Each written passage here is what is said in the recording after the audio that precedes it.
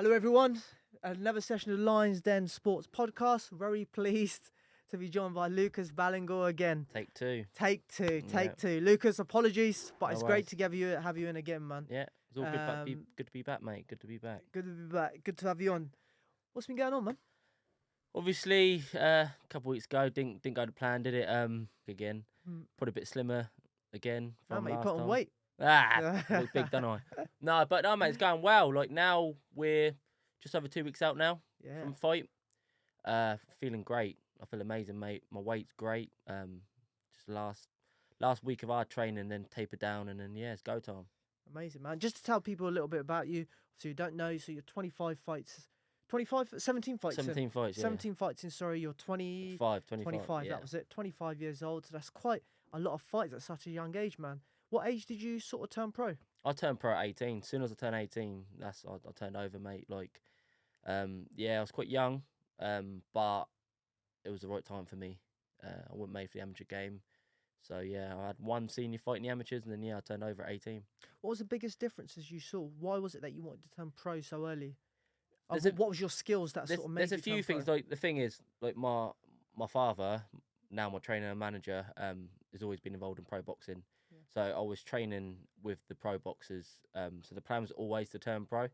The thing is, I never won any amateur titles, national titles or anything like that. So I was an early boy, got to semi-finals like most years and stuff like that. But close fights, the bigger clubs get the decision, stuff like that. A lot of politics involved, and I was more made for the pro game, to be honest. Like especially like as a junior, it's all 3 2-minute rounds, and it's all just go at it. Like you don't get time to think in them sort of fights. I had one senior fight, and it was, I don't know if it was 4 2s or 3 Vs, can't remember, but I felt like taking my time a lot more. I felt a lot better. No wear guards. It felt great. The plan was always to turn over. Yeah, obviously with your dad's background. Yeah. We'll come to that in a second. But what did you do? How many fights did you have in the amateurs? Did you have? I didn't have many. I had about 30 fights, I think. Like, from the age of 11 to 18, or I think I was 18 when I had my last one. Might have been 17. But I didn't have as many as I could have. Boxing championship most years. I had about 30 fights, probably 120. Wasn't the best record. 30 a few robberies, you know how they say in the amateurs and stuff. Yeah.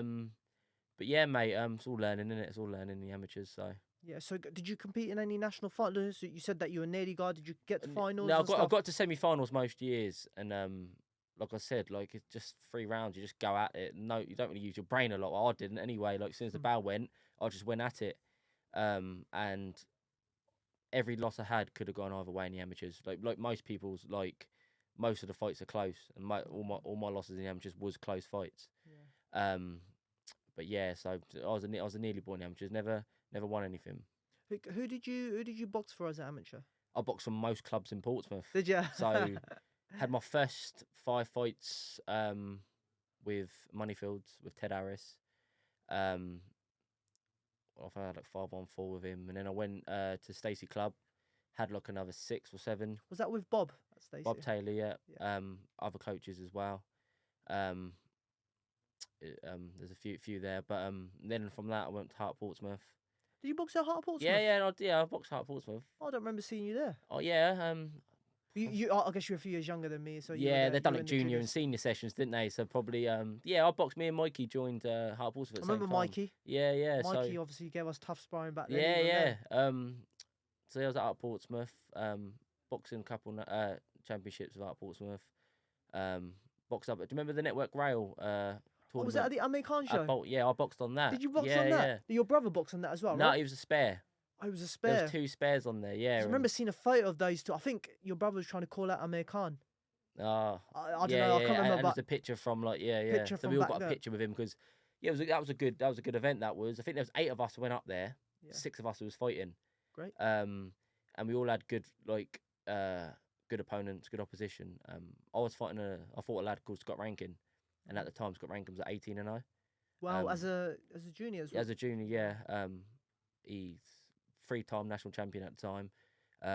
He beat Sonny Edwards 2 years in a row in the final. He at the time for our age group, he was at the number 1. later on, Sonny Edwards ended up avenging them losses and beating them a few times after that. But yeah, at the time, he was unbeaten. I went up there from Portsmouth, and to be honest, mate, I should have got a decision. I was on the back end of a wrong decision there. It was just before the championships as well. It was obviously a club bout. Great. I think it was all kids. I was about 14, 15 maybe. And we was all staying in these luxury hotels. Really? They supplied it? Oh, mate, yeah, I was in a penthouse suite. Like, I was only a kid. Yeah, 13, 14. I was in a penthouse suite with someone else, and we loved that. There was a good weekend. So there were 6 of us before, 8 of us went up there, and yeah, it was a good. How was it meeting Amir Khan? It was back then. Yeah, it was good. We went to his gym like the day before the show. I believe. Yeah, the Amir Khan Academy. Yeah. So we went up there and had some pictures and chilled up there, and then we went to watch Bolton play. Wow. Okay. So I remember. So Q, his room was like a VIP room. So if you open in his room, if you open the curtains, it's the pictures there. The room was quite cool. So we all watched the game through the window, and it was quite cool. Like in the Bolton game. And then it was a great experience up there. It was good. So you had 30 amateur belts. Yeah. You boxed for quite a lot of clubs in Portsmouth. Yeah. What was the coach that gave you the most as an amateur that helped you progress your career? The thing is, obviously, I wasn't just a normal kid who, there's a boxing gym there. I'll give that a try. That's not. I got into it through my dad's always been obsessed with boxing, and then obviously I got an older brother who went into boxing. So, my brother sort of, followed my dad into boxing, then I followed my brother into boxing, and it became a family thing. So, obviously, I've had different coaches over the years, but then I've always had the guidance of my dad, and obviously the support from my brother as well. So, I couldn't, say one out of all my amateur coaches.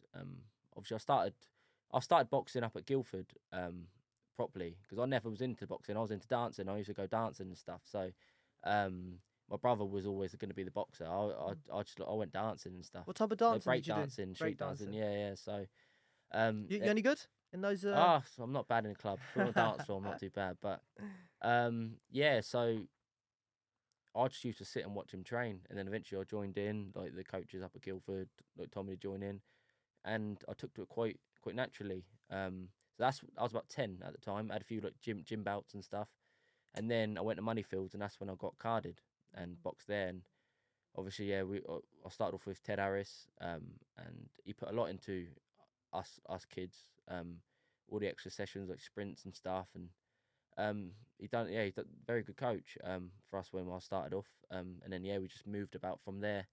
I ended my amateur career with Colin Hooker and Tony Knowles. Colin Hooker, he had a lot of faith in you, Colin, didn't he? Yeah. Still speak to Colin now. Still comes to support me as a pro, and Mikey. Amazing. I ended my career with Colin. Mate. Then I turned over. How come the plan? Obviously, your dad was well into boxing. You enjoyed boxing. You wanted your brother to box. How come the plan wasn't for you to do boxing? That it was more to do breakdancing. What was the thinking behind that? It wouldn't my plan was to do breakdancing. But I think I used to dance around the house and stuff with the music on and stuff like that. So ended up just going to like dance. I didn't do it for long, probably about a year or something like that. I don't know. I think my brother insisted he wanted to be a boxer. He loved it. He's like my dad's mini me as a kid, so he was obsessed with boxing. But I don't think I was the same at such a young age. Obviously, I was always around boxing. I was always in the gym. But it wasn't until I was about 10 when I thought, I'm going to be a boxer. Where my brother was 2, want to be a boxer. Wow. So so it's a bit different in that way. He used to put the gloves on. He used to beat me up around the living room and stuff like that. Maybe that's why I wasn't really into it that much. Do you know what I mean? As a young kid, but so it was different between us both. Yeah, but obviously you went into the family business, as they call it. I did, yeah. And you've made a career out of yourself. Obviously, you're pro now. Yeah. As you said earlier, it was 17 fights. 17 fights, yeah. What do you remember of your earlier days in your boxing career? Obviously, what journey did you go through? In the amateurs? In the pros. Oh, in the pros. So obviously I turned pro at 18, looked even younger, proper baby face. But I was always sparring the pros and stuff like that. So I never looked like, a lot of people said, he's too young to turn pro and stuff like that. But when you see me in the ring, I was a different animal, at 18. And I always had my own against top top prospects, top fighters, top champions. Did you spar Lee Selby and stuff like that as well? I sparred Lee Selby from 18. Yeah. Yeah. How was that sparring? How was that experience? It was great. It was a prime Lee Selby. I was sparring him just before he won his IBF world title, and as he was IBF champion, I was sparring him. And wow. It was great rounds, great learning. We used to go up there to Wales and Newport. Started a couple of days of sparring. We used to spar Gary Buckland, who's prize fighter and British champion. Loads of other guys. So everyone up there is super fit and super tough sparring up there. So we used to go up there, and like Selby would do like 12 rounds of sparring. He would spar like 3 of us doing 12 rounds, and then do like another like 6 rounds of pads straight from that. Like fitness freak, like so much talent, and and it helped a lot. So when I'd go out sparring people like Lee Selby and stuff, when I come home and spar other people, like it showed the experience of all the rounds I've been getting. And yeah, it was great. It was a great experience. What was the little things that you saw in him that made him stand out? He was so relaxed in the ring, and his skill, his movement. You could see him sparring people like 4 or 5 weights heavier than him, but you wouldn't think it. Like, he was holding his own against like, people literally double his size. It's crazy. But as like a young lad, like 17, 18, 19, when I first started sparring him, it was great. It was great to watch and great to learn. We had Chris Sanagar. Okay, yeah. Recently on the podcast. I don't know if you've seen that. So he was talking. Yeah, I watched it. Yeah. Thank you. Yeah, he was talking about his experience with working with Lee and Lee Haskins, and how those boys trained so hard, and that's what made them stand out against the rest. Yeah. And I've actually seen you train once or twice. Yeah. And I can see like when the dad does, no, all right, boys, you're done. Like, let's do an ab circuit. Yeah. And your ab circuit's crazy. Yeah. So that's the sort of dedication that you have to show to make it to the top, right? That's it exactly. Another thing like Lee Selby, like he done it the hard way from small shows. And then he took away jobs on like TV shows and upset like the home fighters, and that's how we got noticed. And he went from literally the bottom of boxing all the way to being a world champion. So it was amazing to look up to that and like inspire to be the same. So yeah. Why do you think his career never really clicked on or carried on? He had the talent. He obviously won the world title. Yeah. Then he fought. I think he had Did he go away from the sport or something? No. So Lee Selby was always about. He won every title going up to he won like his British champion. Yeah. But do you know when he got to that world title level, he expected to play with other champions from other parts. He never really did that. I felt. So I watched him. I was there ringside when he won his world title. It was at O2. O2, yeah. Yeah, I was there. Was it the Russian guy? Evgeny Gradovich, yeah. So he beat him for the world title. Defended it a couple of times, and then he lost it to Warrington, wasn't it? Warrington, yeah, that was it. Yeah. But the thing is, he was big for the weight, and making featherweight for so many years, it takes its toll after a while. Yeah. He's probably making like a skeleton on the it was making featherweight for like 10 years. Like I believe when he got beat from Warrington, I don't think that was 100% Lee Selby. Like would have been a different story, I think, if that was the case. But yeah, and then obviously stepped up 2 weights, stepped up to lightweight. Like most people say about one, he stepped up 2 weights, and yeah, obviously retired not that long ago now. So his last fight was the one who was the undisputed champion at lightweight. What was his name? Cambosa. No, that wasn't his last fight. That wasn't his last fight. He lost. So he fought Cambosis and split decision. It was close. Like, you could argue that he could have got the decision. It was a close fight on a split decision. Cambosis went on to beat Teofimo Lopez after that. Lee Selby fought out in like Argentina or something like that against a top young prospect, like 10 years younger than him, up against it. And then he's recently retired since then. But he had a great career. He had a great career, but he had so much more potential to do more, I felt. Yeah, I think it's like his brother Andrew Selby. Oh, everyone raves about his brother. Everyone said that he was the more talented. I think Lee would say that himself he was the more talented, but he didn't win world titles, which he had the talent to. I think that career was a bit different. Selby won a world title. You can't take anything away from him. He had an amazing career. But yeah, Andrew Selby was hit and miss, and he would retire, come back and stuff. Did you ever see Andrew Selby in the gym? When I used to go up there sparring, to be honest, I ain't been up there for a long time. Because recent years, I do a lot of sparring with Gavin Gwynn, the British and Commonwealth champion. Great fight. He's fighting this weekend actually, defending his titles. Up in Bolton. Gavin Gwynn. So that's who I spar. Like when I got up there, that's who I spar now. Great rounds, great fighter. Engine on him is mad on Gavin Gwynn. That show's in October, isn't it? No. He's fighting on the Wasserman show this weekend. In Bolton? In Bolton, yeah.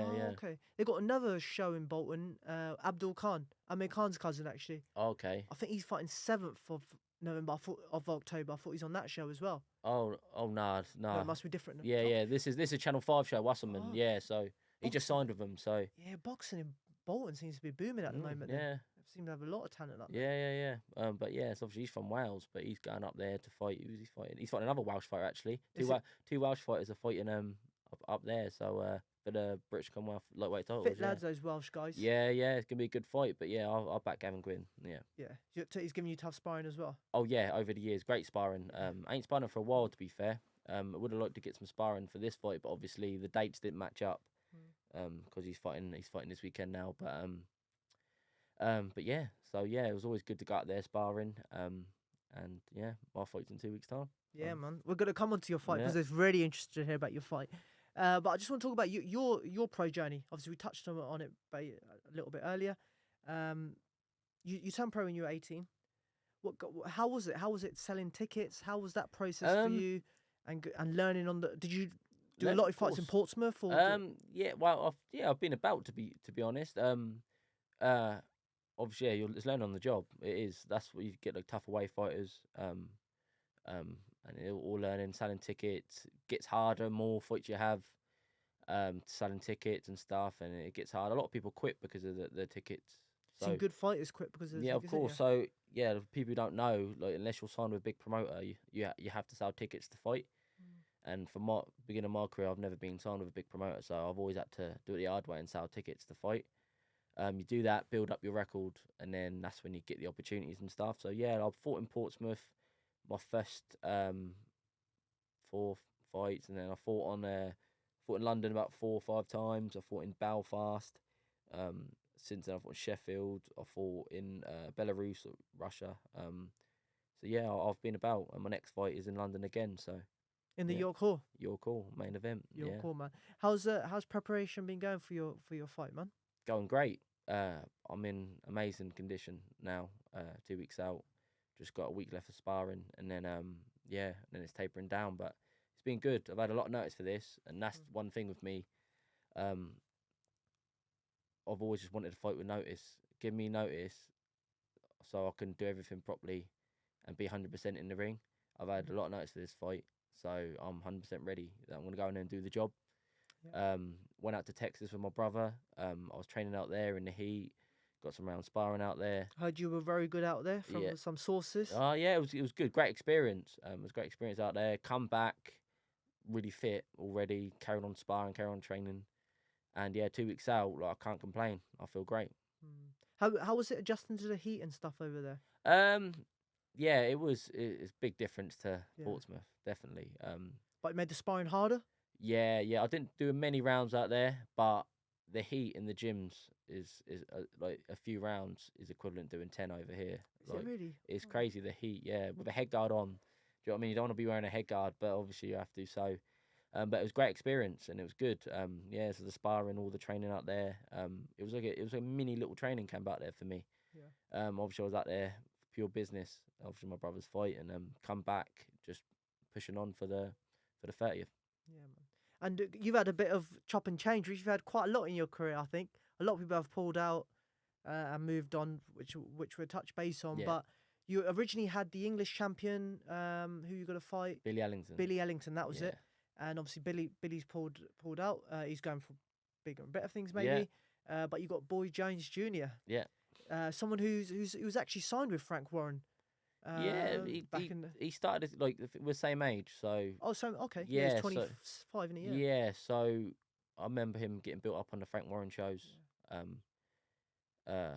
And yeah, he won the Southern Area title. Had a lot of fights. Like he's had about 25 fights now, I think, something like that. Yeah. Had a few losses now, and he's accepted this fight, and I'm buzzing about it. I'm excited for it. So yeah, he's looking to push on with his career. He obviously wants to win. I'm there to win. And 100% I will be winning that fight. So yeah, I'm buzzing. He's really good, because when he first come on the scene, he was super featherweight, wasn't he? Yeah, to be fair, he's gone up the weights like me. To be honest, yeah. But he's a lot. I think he's 6 foot. He's 6 foot. He's a really massive. slim, tall lad. Yeah. But yeah, so he just stepped up now to super lightweight. I stepped up last year. So yeah, it's gonna be a good night. Like, he's lost 2 as well, right? He's lost like 4, I think. Has he lost 4 now? Yeah. Oh, okay, so it's obviously a good fight on paper. Great domestic fight. Yeah. And it's the main event. In the York Hall. It is. How does that make you feel? It's amazing. I boxed at York Hall early on in my career, just on the undercard and stuff. But headlining York Hall is a great thing to do. Not a lot of people get to do it. Obviously, it's a home of British boxing, isn't it? So it's good to headline it. Win my first title there, the English title. And then push on. And what are some of the boxes on the undercard of that show? I believe there's 2 area title fights on my undercard. Conor Marsden versus Mark McDonough for the lightweight 7 area title. That's a cracking fight. Good fight that. Yeah, and then there's another one. I think it might be at like featherweight or something like that. It's a smaller lads fighting on it. I'm not too sure who they are. Have you got Lenny Fuller and those boys? I think Lenny Fuller's on the undercard. Yeah. It's a good show for small boxing, mate. It's a very, very good show. That TM14 promotions doing very well. They're doing really well. I went to their show, I think last February. Yeah, and they had some great talent on there. Yeah. And now obviously they've got really good talent on now. They're doing another show, I think in October. They're doing another one there in like a month's time. I think they're doing one in Grays in Essex as well, coming up. But yeah, so far so good. Working with TM4 Promotions. Who you been dealing with from over there? Have you met Abdul? I haven't met him yet. They're supposed to come down. They were going to come down, but then I had to go to Texas. So I haven't met him yet. But I speak to him online and stuff, and easy to get along with, and everything's going well. So yeah, hopefully I'll meet him soon.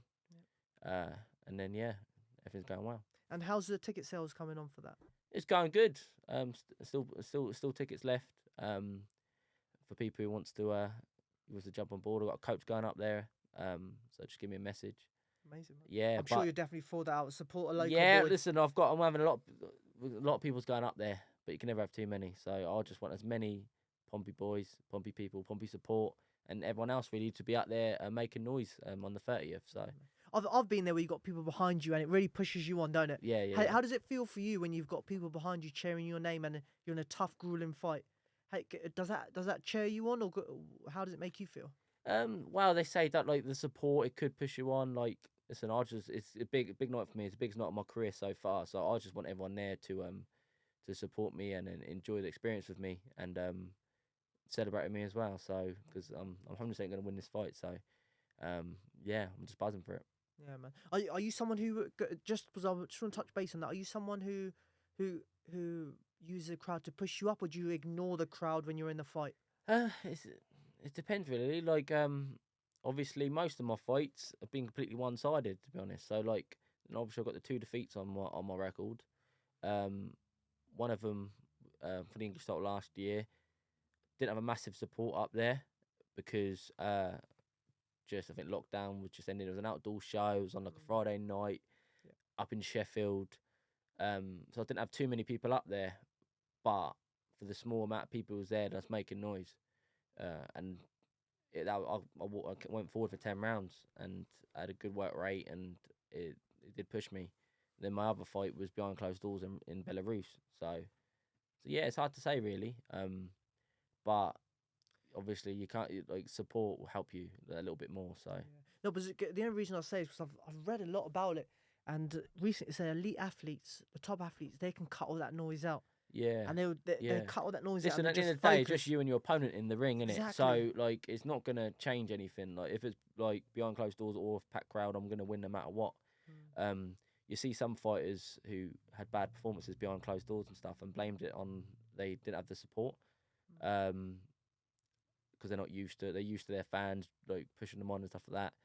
I can't relate to that, but like it could work for some people, the support. But I'm confident we'll have a big support going up from Portsmouth and taking over. So yeah, I'm buzzing.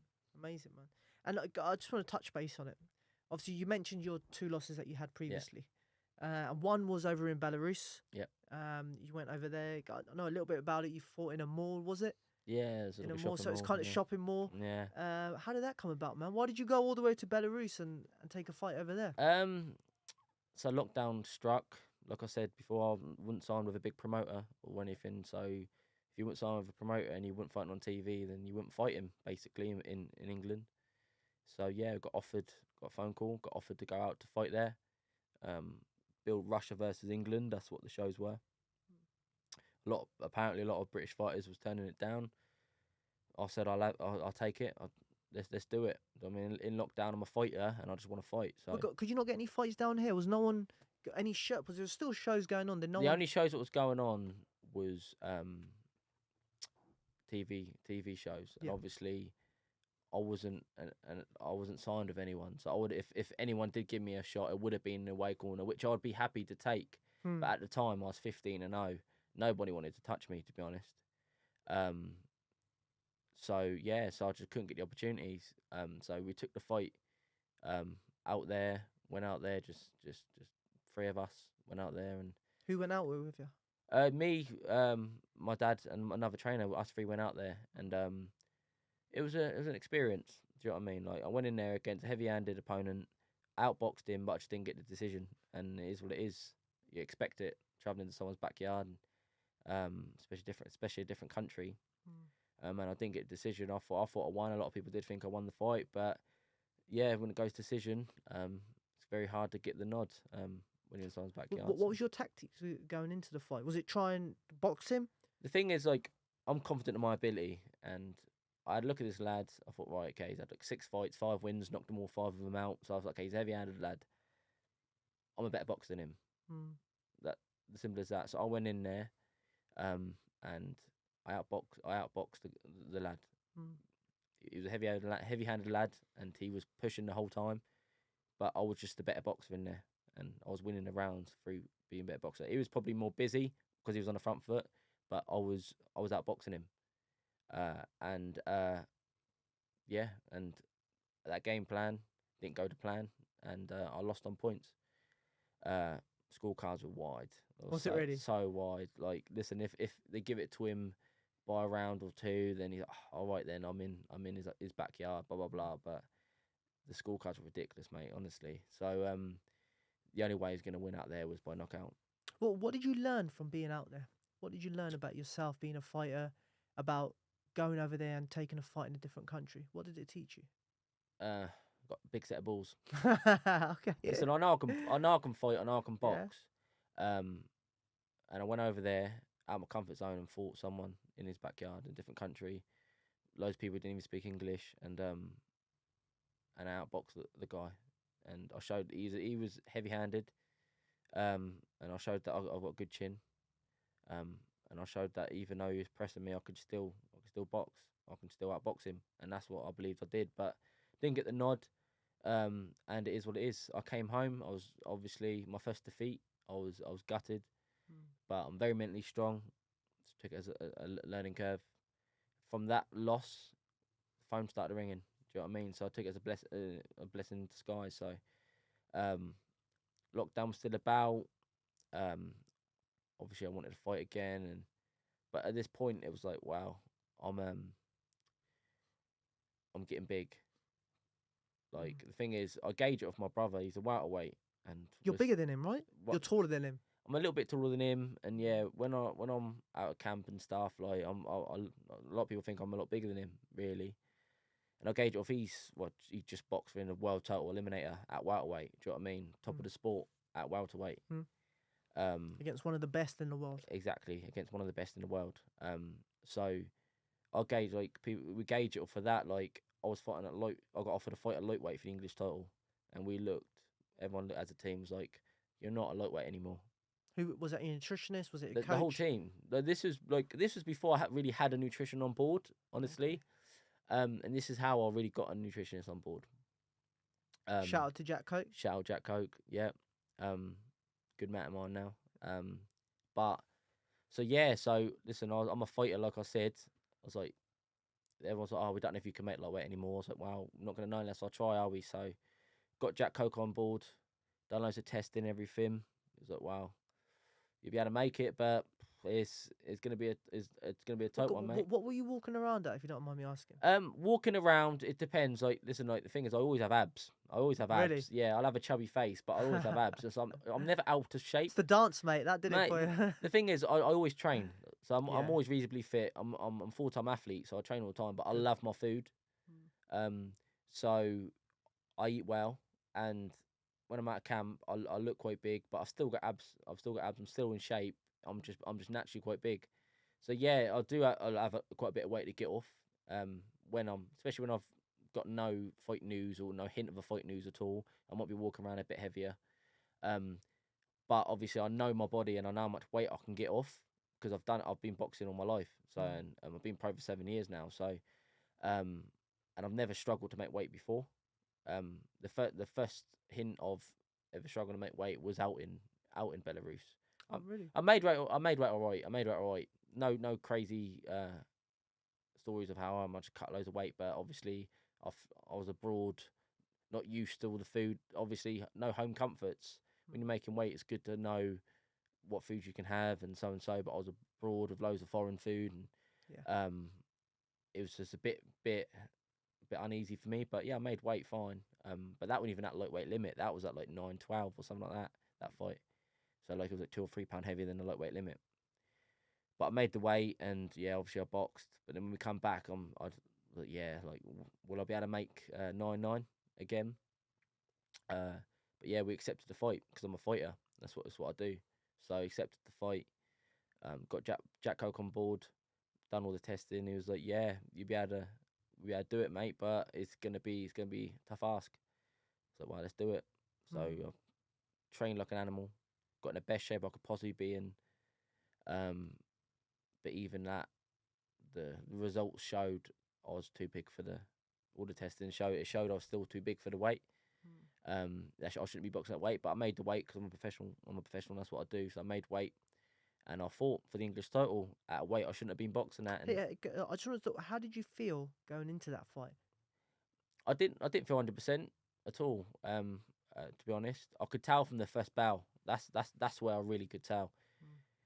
My mind was there, but my body wasn't really. So I could see punches coming, but what punches I'd normally completely avoid. Like I was getting caught with just basic jabs and stuff, and that was from the weight cut. I just didn't feel 100%. So I tried to box the opponent like in the first round, but I can tell from that I'm not going to outbox him. Not the way I feel now. I'm not going to outbox him, but I was fit and I was strong. So I knew I'm strong. I'm fit as I'm ever going to be. You're not going to be outwork me, and I'm stronger than you. So I just pushed him back for the whole fight. Pushed him back. I thought I outworked him. I thought I won the fight. It was a close fight. I lost by a point. Like, do you know what I mean? It could have gone either way. He was the champ. It was up from where he's from. Yeah. So, like, do you know what I mean? I'm not going to shout robbery. It was no robbery, but I thought I deserved to win, but I didn't get a decision. It was fair play. And that was just on pure determination and fitness and belief. I just gave it to him.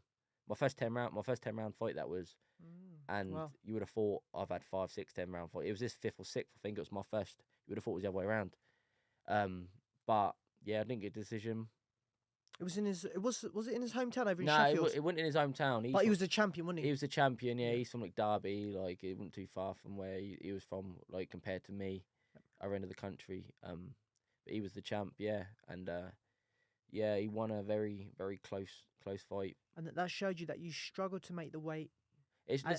But your fitness and your determination got the plans. The plan was always to win that bout and step up anyway. That was the plan. Like I was never going to defend it. It was like I'm going to go in there, win the bout, win the fight, and then I'm going to vacate and step up. I was going to step up no matter what. But obviously, I would have loved to have won it and then stepped up. And obviously, I suffered another defeat. But like I said, I'm mentally strong. I know how good I am. I didn't take a knock from it or anything like that. I'm just more learning, and I'm back, bigger, stronger, and ready. One thing I get from you, just talking with you like this, is that you talk about mental strength quite a bit. Where do you reckon that mental strength comes from? I've always been mentally strong, to be honest. I think you either got it or you ain't. That's what that's a big part of boxing, especially pro boxing. But you have a lot of downs, don't you? Yeah, you need to be mentally strong. You need to, because you'll never last. You'll never last in pro boxing. Yeah. You can have all the talent in the world, but if you're not mentally strong, you're not going to go anywhere. Yeah. And I'm very mentally strong, so yeah. It's really interesting because you're 100% right. You see, the most talented boxers have to situations that you've had have to go on the road, and fights not given to them at the times they want it, and because of all this, they jack it in. They're like, I'm going to do something else. But you and your brother, and some people in your stable, they've stayed dedicated to their craft because they've seen the longer picture. Yeah. In nothing, there's nothing short term. You have to do everything long term, and it seems like that's what you've invested in yourself. And hopefully, in 2 weeks' time, that pays off for you. Yeah. And you'll go on to bigger and better things, right? Definitely. Yeah, mate. I'm confident. There's no doubt I'm going in there and I'm winning. And when I do, that's when my career starts. So. The reason I say mental strength as well, because you actually had an opportunity a few years back against Archie Sharp. Yeah. Right? That was on the Frank Warren show. You were matched up against that. What happened around that whole situation? So yeah, I got offered to fight. Obviously, I was buzzing. Yeah. What a fight that would have been as well. Yeah, exactly. Like 2 unbeaten prospects at the time. Yeah. At super featherweight. I think at the time I was actually I was about to fight. I was boxing at lightweight, but got offered to fight at super featherweight. So yeah, let's take it. Do you know what I mean? A big opportunity. Obviously, I wasn't as big at the time, so I knew I could make the weight, and yeah, everything was going to plan. I felt amazing. I was down on weight a few weeks out, and I felt great, and I was really excited. Big show, BT Sport, Royal Albert Hall. Wow. Yeah. Were you co-main event for that show?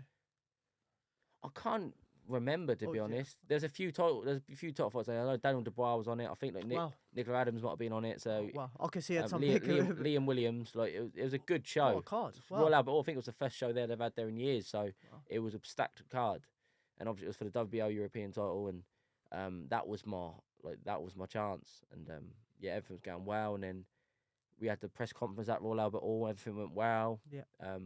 Very confident I was, and then 2 weeks before the show or something like that, Archie Sharp picked up an injury and pulled out of the fight. So Archie Sharp picked up an injury and they the way I found out is I went to the printers to pick up my t-shirts and I had no battery on my phone, and then I went till I got home and charged my phone. I was getting notifications, Twitter, phone calls from my dad and everything, and I got tagged in a tweet by Frank Warren saying Archie Sharp is out through injury, but Lucas Ballingall will still be on the show in the 6th rounder. I was gutted. But then I thought, right, I'm still on the big show. Get your name out, yeah. Go out there, impress, look good. And then, do you know what I mean? It's not the worst thing in the world. And then, then they pulled me off the show like a week before or something like that. Yeah, completely pulled me off. And that was gutted. This sort of things make, this is why I'm so mentally strong. Little things like this, it just makes me stronger. But, and then luckily enough for me, my brother was headlining a show on the same weekend. Where was that? It was at I'm pretty sure it was Portsmouth? No, it was Grays, Essex, I'm pretty sure. Oh, okay. Yeah. And he was headlining the show. So he spoke to his promoter or manager and managed to get me on the card. Amazing. Last minute. I thought I was fighting about 5 o'clock, ended up fighting after the main event. At gone 11:30 at night. I think he mentioned this once. Yeah. Where you were. Did he knock his opponent down in the first round? Yeah. He said he knocked his opponent, and he was like, "Yeah, I can get Lucas on now." Yeah. And obviously, it went a little bit longer. Yeah. And they got you in as a spare. It was mad. Yeah, it was mad. I ended up being afloat. So it was whenever there was time to chuck me on, then I'd go on. I was in the changing room for about 6 hours with my gloves on, waiting to fight. Didn't leave the changing room. And you took him out with his belt as well. Yeah. So I went out there. Done a ring walk with my gloves on, holding the belt, and then when his fight was on, I was doing pads in a 1 minute break, and then watching for the 3 minutes, doing pads for the 1 minute break because I knew I was on straight after him. Everyone, half empty hall after that, everyone was leaving. He was doing this press conference on the side of the ring, and I was getting in the ring, getting ready to fight. So I went from the top end, fighting live on TV on a big show for a bout, to just being chucked on at the end of a show in a little 4-rounder. At least I still got to fight, so all that hard training didn't go to waste.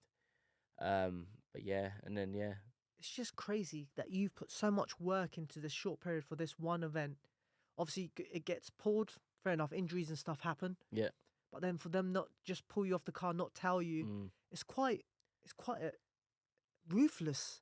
Ruthless Ruthless comes game, across. ruthless game boxing. The thing is, that's being all nice and nice to me because they needed me for that fight, that WA European title fight against Archie Sharp. And as soon as he pulled out, they didn't care about me. I'm not their fighter. I wouldn't sign with them. Yeah. So I didn't care. They just literally just bin me off, and it is what it is. It's mad because you could, even if you fought on that card against someone, you could have put on a great show. Exactly. And then they could have thought, do you know what, we're going to sign this guy and build him up into hopefully a future star. That it's just their way of thinking. It's not really futuristic, and that's quite surprising for someone who's quite well respected in the game as Frank Warren. Yeah, but what can you do? Exactly. But you got obviously you got other plans. Yeah, obviously big plans. That fight there, if I won that fight against Archie Sharp, then my career would have kicked off. I would have been signed with them. I'd be fighting live on TV. Probably would have got world title shot by now if I kept winning. I think he's in line for a world title. He's #1 contender, I think. Yeah. But obviously I don't know how much longer I would have made super featherweight for, because obviously I've been growing, and so yeah. So I have to do it the hard way and the long way, and so my first step is winning the English title. How do you feel at super well now? Super lightweight, yeah. Lightweight, sorry. I feel a lot better. Listen, at the end of the day, it's still not easy for me to make the weight, not at all, but it's a lot safer. And I do it a lot better. And the main thing is I perform the way I know I can. There's one thing making the weight, but there's no good making the weight if you're not going to perform. Yeah. If I can perform like I do in the gym, and 100% of my capabilities, and there's no doubt I'm winning this fight. So I'm confident in myself. I'm confident in my team. I'm confident that I make weight very well, and I will perform.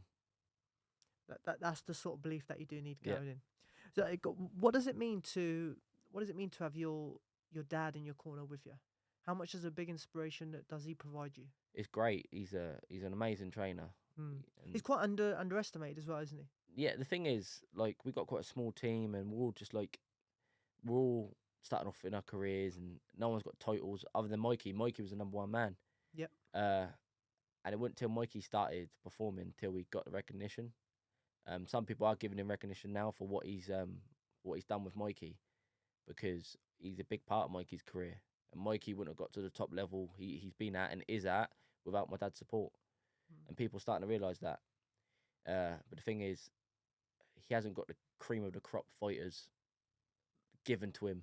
He ain't got Olympians or top world-class amateurs turning over with my dad. Do you know what I mean? Because the job's half done there. Do you know what I mean? A lot of them fighters will go on and do really well. My dad just got a little stable from Pompey and the surrounding areas, and he's building them from scratch. All of us. So he's a great trainer and a brilliant manager. He manages us all, and he's guiding all of our careers very well.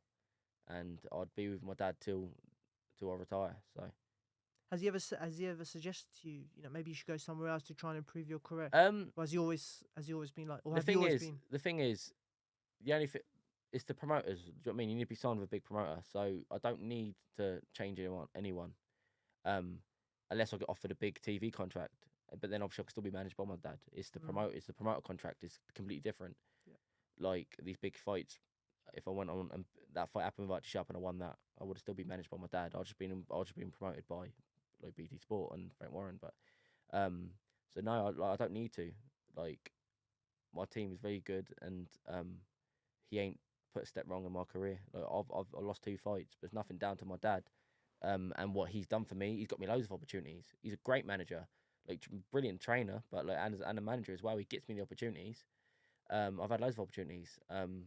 But it's down to me to take it by fans and get the wins. So 100%. What was your dad's sort of coaching style? Hard to say.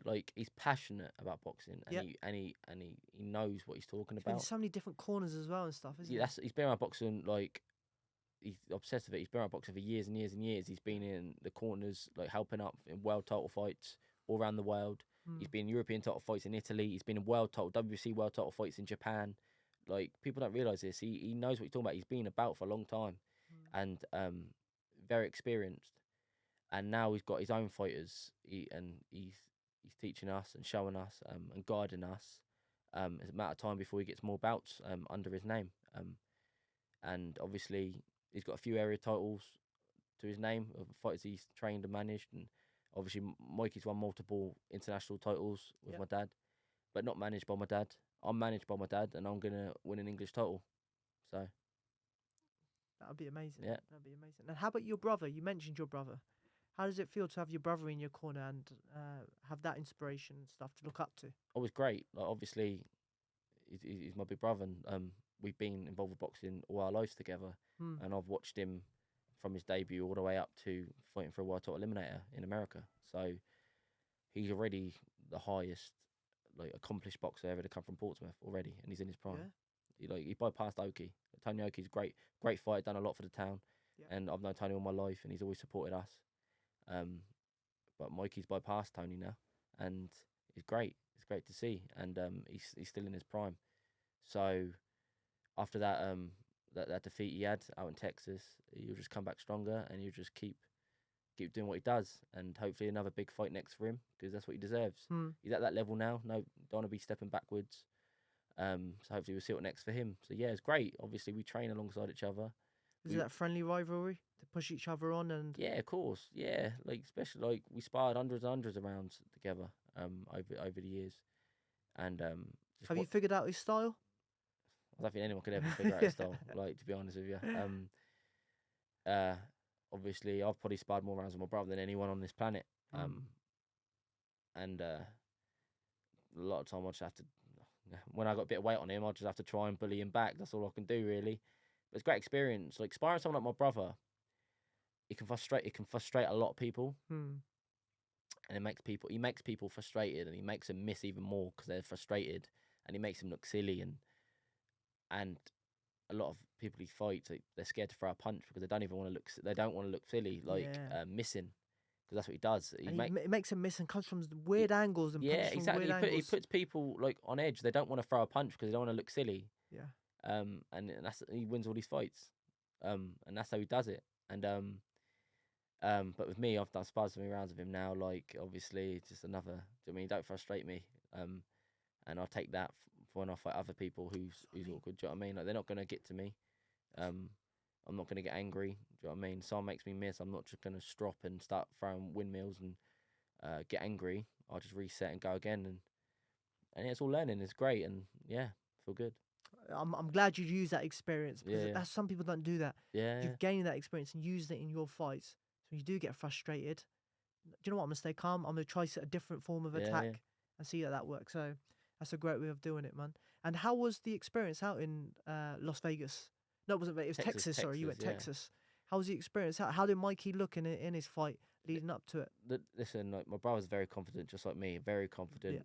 The team was all confident. We was going out there. Looking, as he's walking into the ring, he looks very confident. we was there to win. We was there to win as a team. Like, Mikey was. There's no doubt Mikey thought he was going to win, the same as us. And the build up, everything went great. All the press and everything you do fight week there, it was all mad. It was crazy there, and obviously working with Golden Boy, like one of the biggest promoters in the world.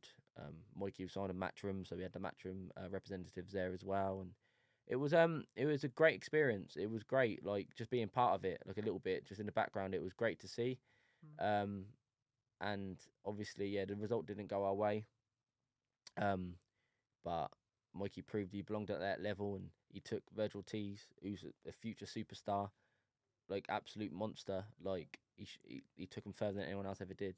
Just a small town boy from Portsmouth, like, England, took Virgil Tees. Like, Virgil Tees facing ex-world champions as well, isn't he? Mate, yeah, exactly. And, like, he's tipped to be a multiple weight world champion, not just a welterweight world champion. He's tipped to win multiple world champion titles at multiple weights. And Virgil Tees said afterwards that Mikey was his hardest fight. So you got to take it like he belongs at that level. He belongs up there, and it was a great experience. And yeah, like, obviously I'm hoping one day I'll be up there doing the same, and hopefully Mikey gets more opportunities of that as well. So How did Virgil Ortiz look over there?